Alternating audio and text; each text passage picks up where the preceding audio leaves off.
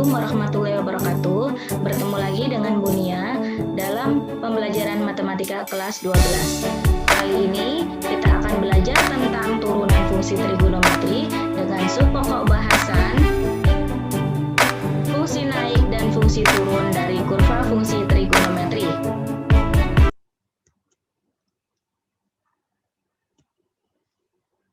Kita akan bahas terlebih dahulu tentang pengertian fungsi naik dan fungsi turun. Coba perhatikan gambar kurva di bawah ini. Ini adalah kurva Y sama dengan Fx. Kurva yang di sebelah sini, yang di sebelah kiri dari titik X sama dengan A.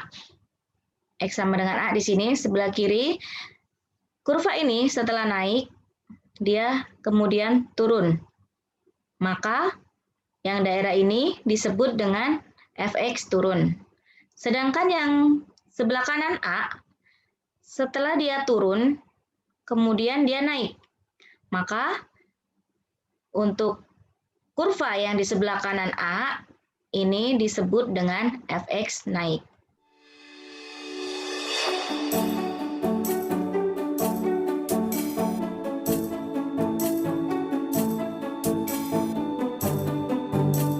Berdasarkan pengamatan dari gambar pada slide sebelumnya, dapat kita definisikan fungsi naik dan fungsi turun kurva adalah sebagai berikut.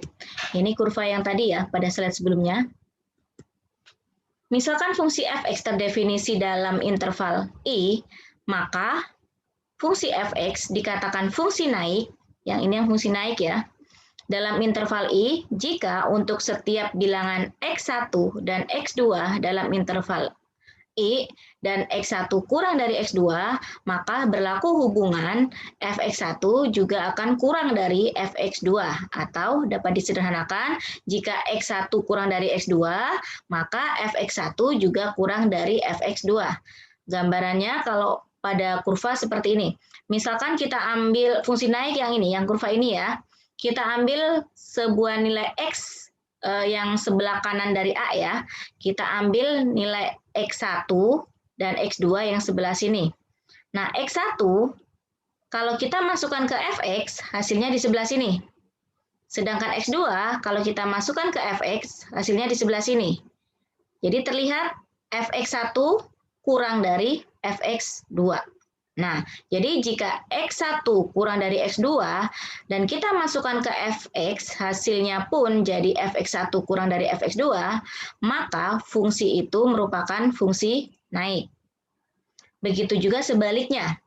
Nah, fungsi Fx dikatakan fungsi turun, fungsi turun dari sini ke sini. Jika kita ambil sebuah nilai X, kita misalkan di sebelah sini X-nya ya, kita ambil X1 di sebelah sini, X2 sebelah sini, berarti X1-nya kurang dari X2. Kemudian kita masukkan ke Fx, X1-nya dapatnya ketemunya di sebelah sini. Sedangkan untuk X2, kita masukkan ke Fx, jatuhnya di sebelah sini. Berarti Fx1 akan lebih dari Fx2. Padahal X1 kurang dari X2. Nah, jika keadaannya demikian, maka fungsi itu dikatakan dengan fungsi turun. Jika X1 kurang dari X2, maka Fx1 lebih dari Fx2.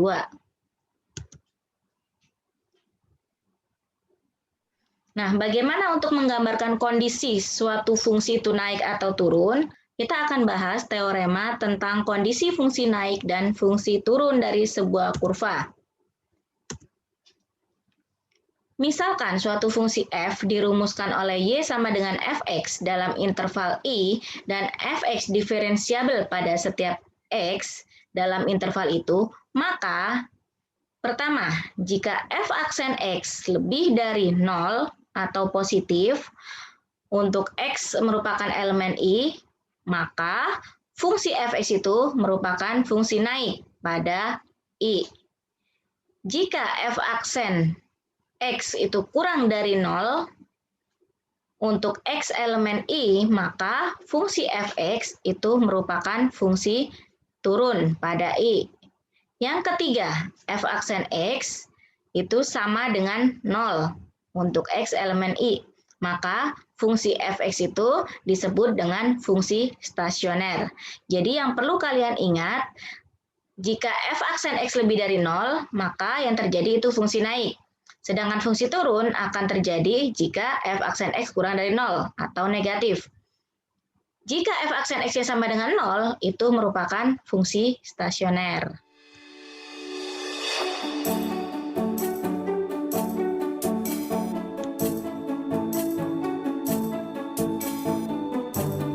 Sekarang kita akan lanjut ke contoh soal, biar lebih jelas. Tentukanlah interval fungsi naik dan fungsi turun dari fungsi y sama dengan fx sama dengan sin kuadrat x pada interval 0 kurang dari sama dengan x kurang dari sama dengan 2pi. Akan kita bahas soal ini.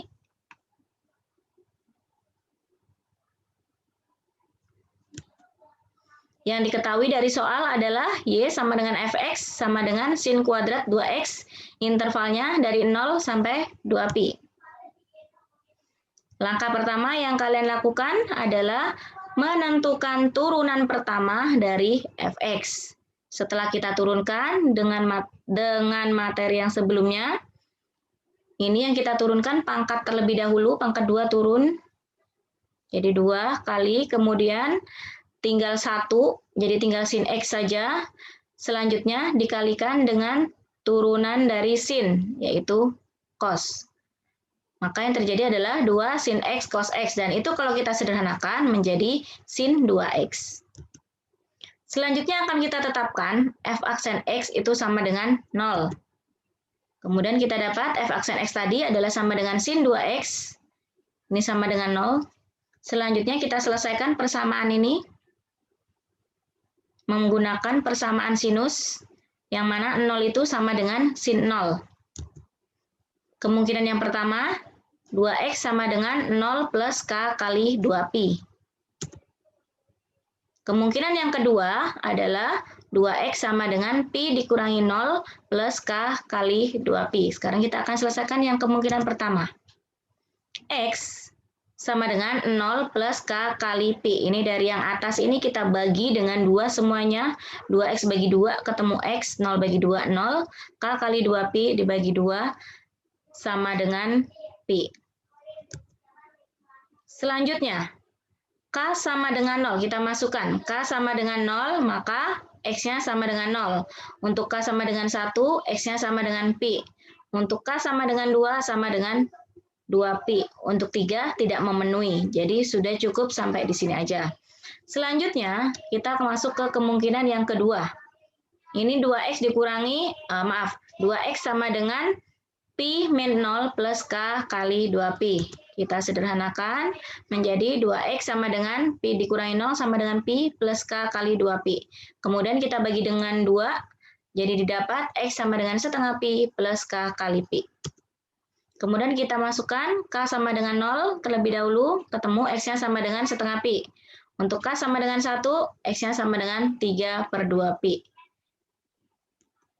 Nah, dari kemungkinan x ini ada 5 ya, 0, pi, 2pi, setengah pi, sama 3/2pi. Ini kita masukkan ke dalam garis bilangan.